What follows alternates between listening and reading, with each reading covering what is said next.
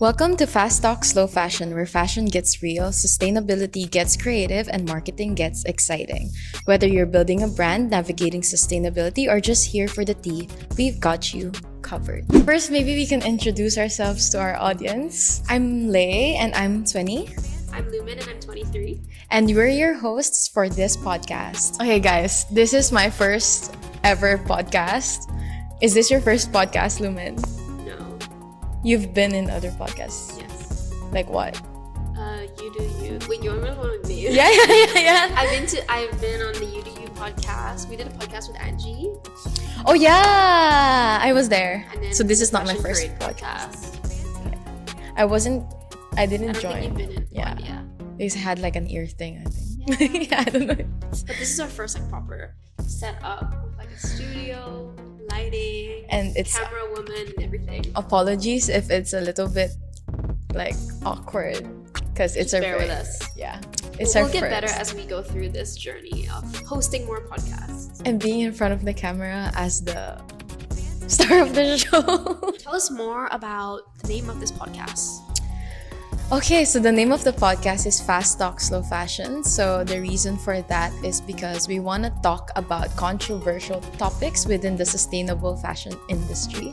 So actually not just sustainable fashion industry, but the fashion industry in general. Give us some hints as to what these controversial Oh, topics are.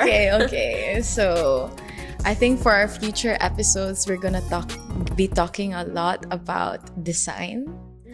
So designers, and then the realities of running thrift stores.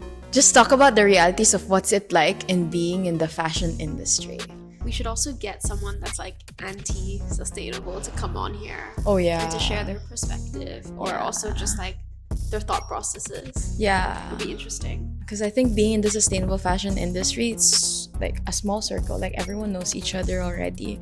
And at some point, we all share the same thoughts, no? Yeah, I think because we have the same core beliefs and values, right, that lead us to making these decisions.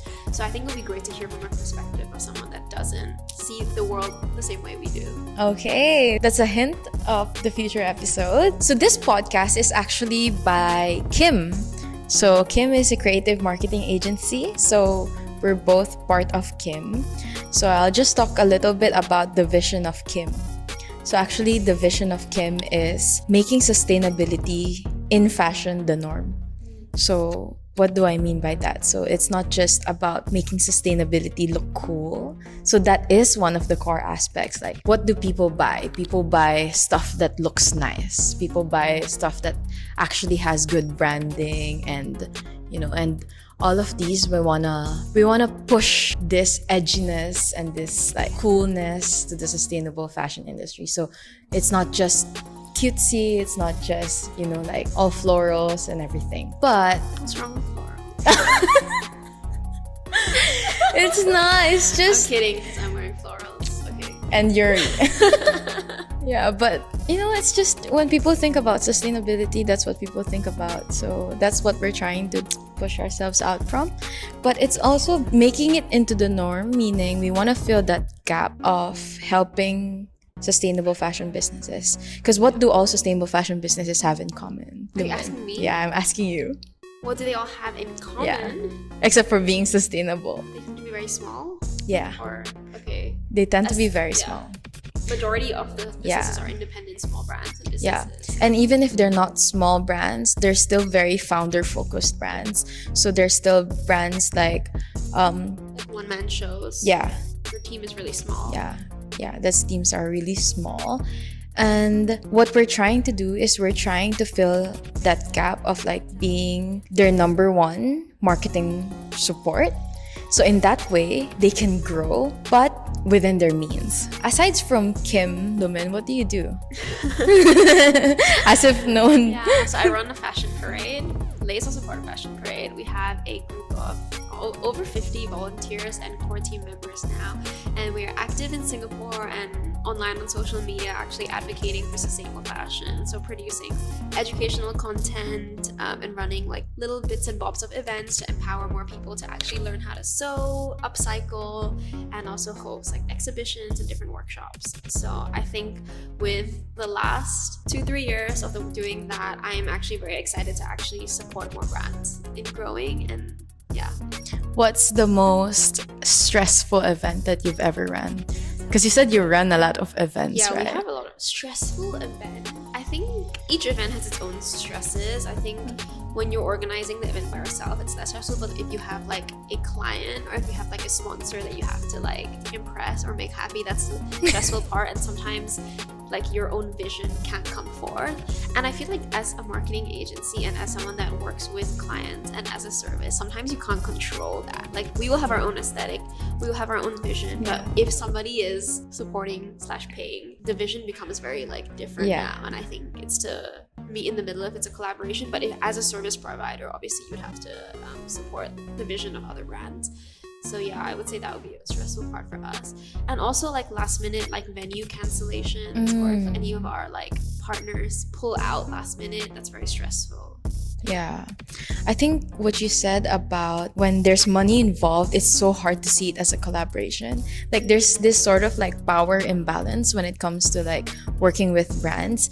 And I think as a part of like an agency, we see a lot of that even with founders that you've known for years. When the moment that there's money involved, it's hard to not necessarily control the situation, but give your best input because it's all about pleasing them now. I think as like if you're a business obviously watching this, it's like you gotta understand like why are you paying someone? Is it for their opinion, expertise, and perspectives, or is it solely to execute your own vision and what you want to do? I think it's very fine balance actually, because some people that have probably approach us for our perspectives and our vision and our kind of dynamics, and not solely it's just like an offload to like do XYZ. So it's very different, and I think there's no right or wrong. It's really a decision up to the brand founder and the business owner themselves, like what they value and how they want to market their product. Yeah, exactly. Okay, Lumen, so how long have you been a sustainable fashion advocate? Oh, well, I started my journey when I was probably like 14, 15. Ooh. So like close to 10 years. Oh my gosh. Of being an advocate. But that's like a journey, and like nobody is like, I wasn't as confident in like expressing my views as I was back then, but I did like slowly. But I guess now I'm a little bit more like open about making it more like widely known about me. But yeah, it's been a while, and it's been in discovery. It has. So as a sustainable expert, I would say I have a question. I recently bought leggings from a fast fashion store. Drop the name. Okay, does that make me unsustainable? I'll tell you the story. But no, I mean, I don't. The obvious answer is no. Like, I don't think there's always a right or wrong. Like, there has to be a reasoning behind. That's why I want to hear a reasoning. Okay, I bought leggings from a fast fashion store, and it's always making me wonder if someone asks where my leggings come from, do I say the truth? Yes. Because you should say the truth. Because being in the sustainable fashion industry, like, I don't lead a perfect sustainable lifestyle. So the reason why I bought that leggings was because I really wanted leggings. Like, I had 2 leggings that are ripped already, so I needed to buy one. And I wanted to buy flared leggings so that I can wear them outside. And I went to every single activewear shops, like sustainable and not. And for some reason, all of the leggings are too long on me. And then every time they just tell me to like, oh, you can cut them off. But then the flares are gone. So it's like, it's so expensive, but then I would have to cut it off. Then it makes no sense. So I was scrolling through and then I saw this like, I'm not gonna say the name, I'm not gonna like promote it, but I saw this like shop and it has like a short version. Cause side note, I'm 153. That's why. You are? That's right. Yeah, I didn't know you were that much shorter than me, but okay. I'm not revealing my height, but I'm definitely taller than 153. Wait, what? I'm taller than 153. But not by a lot. By more than you think. Are you sure you're 153? I'm 153. Okay, I know I'm 153 because I went to like the barbecue store last time and then they measured our heights. So okay, this is a side note again. I went to barbecue, which is in Boogies. This is free promo, by the way. So they have this like discount thing. So like the higher the height gap of you and your boyfriend, the more. So I'm 153 and I think he's like 185, something like that. That's why. So we got like 30% discount. I didn't. I was wearing slippers. But yeah. So that's why. So I was like, oh my gosh, like I think this is it because I saw like videos of people around my same height and it's the perfect length. Are you wearing lace? No, I'm not. This is like thrifted from the Fashion Pulpit, Hunt Street inside Circular Fashion Hub. Yeah. So anyways, I got the leggings and it's like, oh my gosh, like this is the best leggings I have because the material is actually quite good. Like I know it's like not sustainable materials, but it's actually quite impressive for that like cheap price, which made me feel so guilty because it's like I'm telling myself that it's okay. But I've been using it for the past 2 weeks that I have it. I have used it for 8 times already. Okay. Yeah, and it's actually quite okay. So I'm just being very honest like with everyone that I don't have a perfect sustainable lifestyle, but I don't think that doesn't make me a sustainable advocate, right? I think sustainability is about transparency and honesty as well. So I think that's like the first step of it, and like even being relatable to an audience to inspire more people to not consume in shame. I think it's a really good step because I feel like actually a lot of people around me are like probably friends and stuff. They will like hide their hauls or purchases from me because they think that I would judge them. And it's like I have to make my own decisions before I judge someone. Of course, I'm sure that, but I hate that that's come to the point because I'm very like outwardly vocal about sustainability and the cause. So like, yeah, thanks for sharing. And I think it's a very interesting thing. I mean, I would say that like wearing something that's from fast fashion like 50 times, 100 times is a lot better than buying something from a sustainable brand that you only wear like once or twice, or worse, that you will never wear, or you're only buying it just to support like the founder, not because you actually like the piece and not because you actually would wear it. So that's something that I'm also coming to terms with, because actually I feel that even with or without the money, like a lot of things out there that are sustainable or by independent brands are not necessarily like my style or what I would wear, regardless of the price. A lot of times it is quite expensive. So yeah, that's something to be wary of. Like I think at the end of the day, like what we choose to put on ourselves, it should be something that you like and what you want to wear. But how I would come across that, I don't know. Like that's tough. Yeah, tough. I think for me, I do like a low buy, no buy. So like this year I'm like, really, if I really don't need it, like I'm not gonna get it. Really? Yeah. With like everything in life, like even with like shampoo, like clothing and everything. Yeah, if I really don't need, like you saw me the other day, like I'm very like, even if I like something, like when we were out of store, the pop-up, I was like, okay, I want to buy this because I want to support XYZ brand. Yeah. But then I was like, okay, I don't actually need it. Yeah, so it's like I need to like start thinking that mindset. But then I feel really like I want to like support all of our like fellow like brands and business founders as well, right? But like at the end of the day, this is one thing as well, like there's too much like monetary support. I think even on our end in fashion career, like a lot of people support us online and stuff, but at the end of the day, like if you want us to survive, like you money. Have to be buying our tickets, you have to be coming to our events, right? And it's like, that's why it's our job to like raise the value of the type of services and the type of products and the type of educational content that we produce to show people that it's valuable and that it shouldn't be free. Yeah, I think it's very like nice for you to say that. I think what people tend to forget is that like we're all natural like consumers and we're all natural customers, and we will want things and we will need things. I think we don't have to be perfect all the time, but it's about keeping everything in mind. Like, what do you think is the best way to become sustainable Actually, I want to start by saying that we need to stop seeing ourselves as consumers. Oh, okay. Like we are just citizens. We're people. We're humans. okay. Not all the time do we have to consume. Obviously, people are gonna be like, "Oh, you're breathing air. You're drinking water. You're okay, fine, whatever."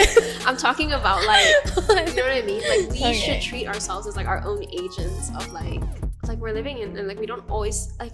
You don't have to spend money every single day if you don't want to, right? So I think it's just seeing that helps me a lot with understanding when I need something and when I don't need something, because everyone everywhere will always tell you need something. Even with the job we do, we're telling people that they need stuff or like should want stuff sometimes. So it's a very, very fine line, and you have to be very, very careful with the ethics of marketing, right? Like we're telling people something is cool, something is beautiful, something is, but at the end of the day, like they may not need it. Yeah.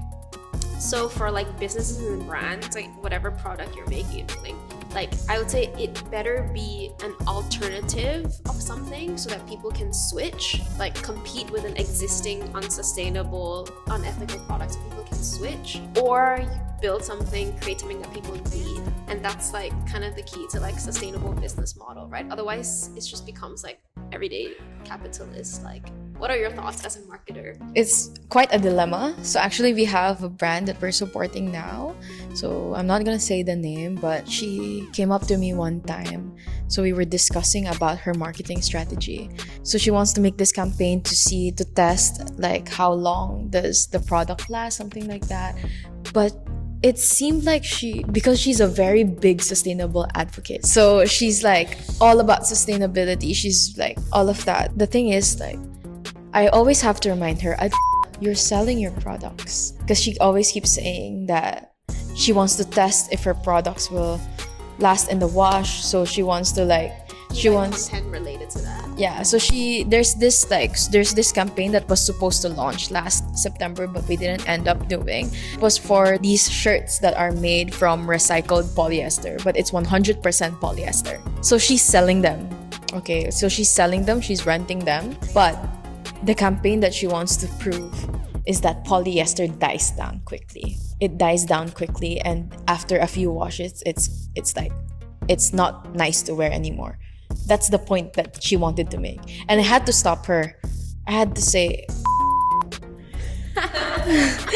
you're selling your products. You have to understand that as much as these things are like what you stand by for. So as I was saying, we have this founder and she's in quite a dilemma because she wants to promote the fact that you shouldn't consume a lot, but at the same time she's selling products.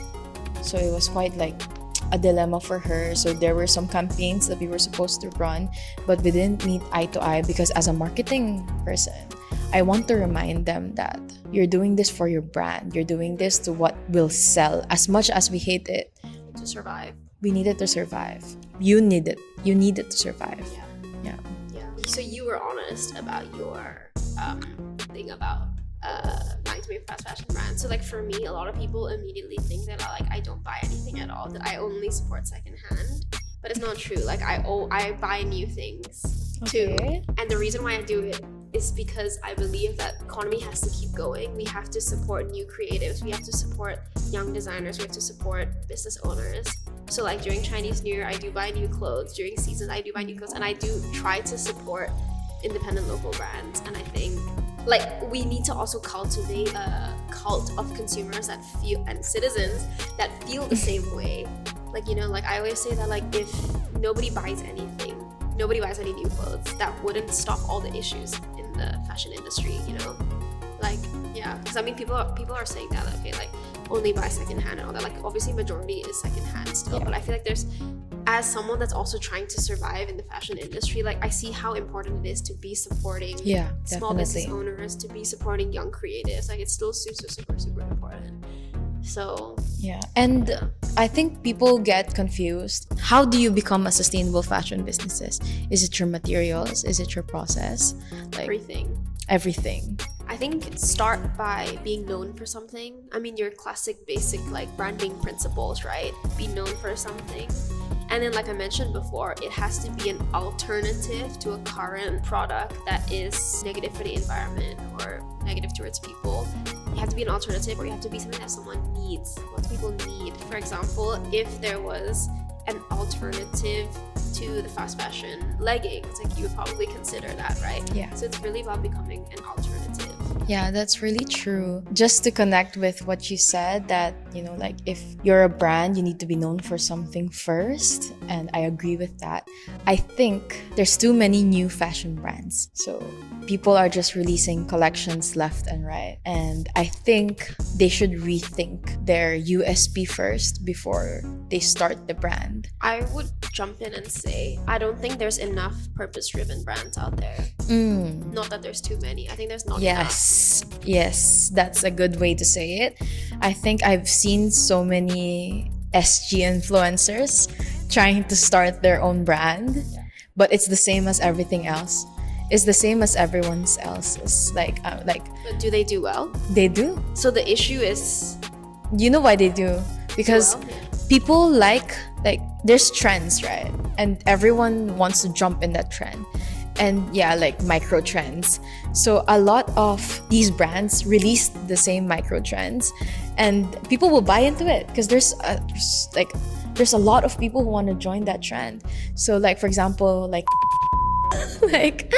like brand by SG influencers, and like what do they sell? They say that they sell the same as like every other shops. They sell the same as every other, like on it's the same thing. It's the same thing. And I think that surplus of brands releasing these like same products is like a contributor to the problem. Like, what's gonna happen when your brand shuts down in less than half a year? They stock a pile of waste. Exactly. I think the issue isn't there's too many brands doing the same thing. Doing the same thing. I mean, it's also the same as like you have a white shirt and you have a white shirt. It's the same thing. Yeah. But obviously, like branding plays such a big role into it. And I think for influencers or for business owners, a lot of people hopping on the trend is just to make the quick buck, and like they don't actually care what happens to the excess stock. So I think that's like the underlying issue, is that like it's irresponsible businesses basically. And I think like fashion isn't the same as before. Like if we look back 90s, 80s, if we look at Alexander McQueen and Balenciaga and like other brands, great houses. Yeah, like the great houses, it's all very different.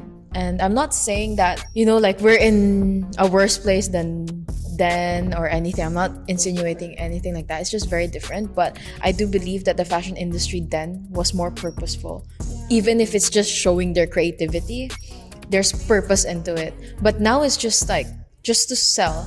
I think like what inspires me is actually seeing like creators out there, people that like show the amount of effort, time, the processes that go behind their collections and go behind their pieces, and like they treat their clothes and their products like art, which equals value. And I feel like a lot of these quick blog shops and all that, they don't treat the clothes as like art or design. It's just a thing, a piece of thing, a disposable thing.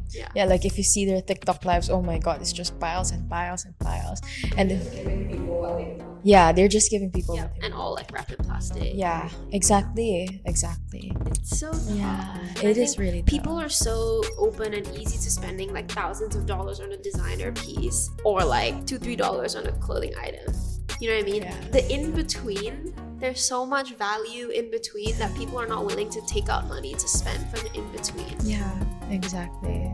I really think the issue actually is not the low-income folks, really. Yeah. It's the overhauling and the people that have the means to, that are spending like thousands of dollars on Like you cannot say, I'm so sorry, but you cannot say that person is low income. Like, actually, correct me if I'm wrong, but like it's the overhauling of it. Like buying 1-2 items when you really need it. Exactly. That's completely like so acceptable, and I stand by that, because you should be able, like as a lover of fashion and like as a creative, like everyone should have the freedom to express themselves through clothing, regardless of your means, and it should be accessible. But it's the overhauling. Yeah, exactly. Like I agree. I think though the cost of fashion, like the prices of clothes, or not the cost of fashion, the prices of clothes became lower and lower and lower as decades come. And I think that's a problem. And the cheaper option used to be thrifting, But there's like Things people are cheap. talking Oh about. my god, new things are cheaper than thrifted items. Yeah. Crazy. Which is crazy. Like what? The thing is, like, you buy a $20 shirt. How long are you gonna use that shirt? It's not like you need 10 shirts, right?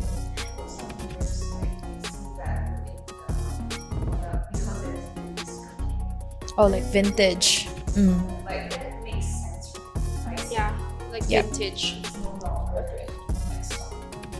Yeah. But I think not just that. Like a lot of people think that like all thrifted things should be cheap, but I think it has to be accessible, obviously. But in Singapore, like people have to pay for rent, manpower, Yeah, exactly. XYZ, like all these expensive things. So I feel like as a consumer, I think not enough people question the intention of their shopping. Like when you buy something that's like $2, $1, someone isn't getting paid. Yeah. It's very obvious. Like, yeah, as like marketing agency, as the educational work we do at Fashion Parade, like we're like the middleman of encouraging more purpose-driven brands, more Yeah. founders to be more impactful Yeah. with everything that they do. And at the same time, we need to educate still the day-to-day consumers that do not think the same way we do, Yeah. do not have the same exposure that we do, or the same mindset as well. So it's kind of like kill two birds with one stone. Like brands are gonna be like, okay, nobody's gonna want to buy my stuff. Then the consumers are like, also don't know where to go. Yeah. So it's really, still navigating through. But at least don't you think that the industry is bigger now than it was before? The sustainable fashion Yeah. industry. Yeah, definitely. So, yeah, especially in Singapore. But a lot of like closing down of like independent brands and stuff. A lot of brands are closing down because most of the people in the industry are Gen Zs, and Gen Zs do not have the spending power.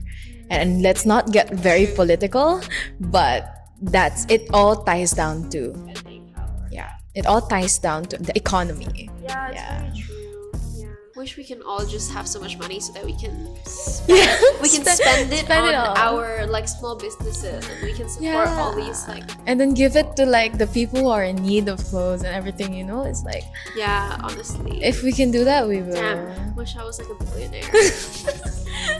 No billionaire is ethical. Wish I was a millionaire. No, but wish I start off as a billionaire. Then it goes down. If I win the lottery, Is it $1 Can you billion? no, but million. If I win the Okay. lottery, I'll be a million. Okay, so the most ethical way to go about it is winning the lottery and then dispersing it. Yeah, investing in these small businesses, Yeah. right? Like investing in the brands that we love in order for them to grow. If I was like a billionaire's daughter, that's what I would be doing. Yeah.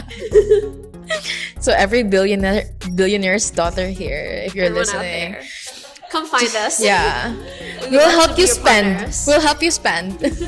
We've touched on a lot of topics, but I think you guys have a better idea of what we were gonna be talking about for the rest of the year.